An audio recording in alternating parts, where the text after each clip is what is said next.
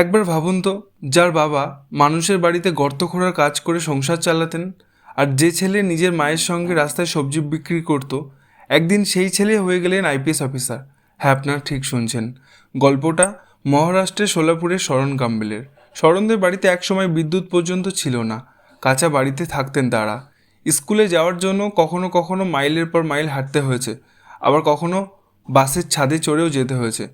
পরিবারের আর্থিক অবস্থা এতটাই খারাপ ছিল যে পড়াশুনোর পাশাপাশি শরণকে মায়ের সঙ্গে সবজি পর্যন্ত বিক্রি করতে যেতে হতো।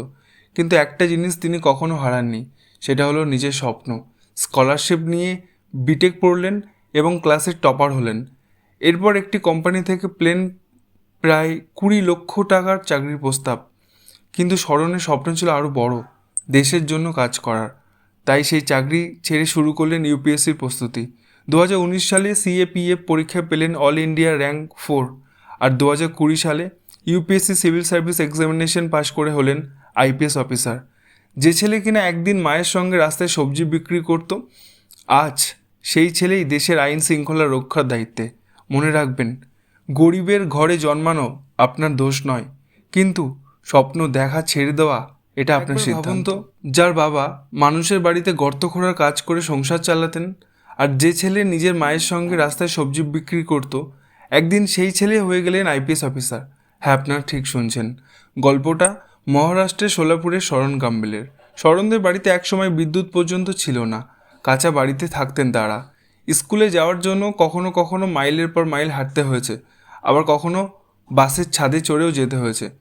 পরিবারের আর্থিক অবস্থা এতটাই খারাপ ছিল যে পড়াশুনোর পাশাপাশি শরণকে মায়ের সঙ্গে সবজি পর্যন্ত বিক্রি করতে যেতে হতো। কিন্তু একটা জিনিস তিনি কখনো হারাননি, সেটা হলো নিজের স্বপ্ন। স্কলারশিপ নিয়ে বিটেক পড়লেন এবং ক্লাসের টপার হলেন। এরপর একটি কোম্পানি থেকে প্লেন প্রায় 20 লক্ষ টাকার চাকরির প্রস্তাব। কিন্তু শরণের স্বপ্ন ছিল আরও বড়, দেশের জন্য কাজ করার। তাই সেই চাকরি ছেড়ে শুরু করলেন ইউপিএসসির প্রস্তুতি।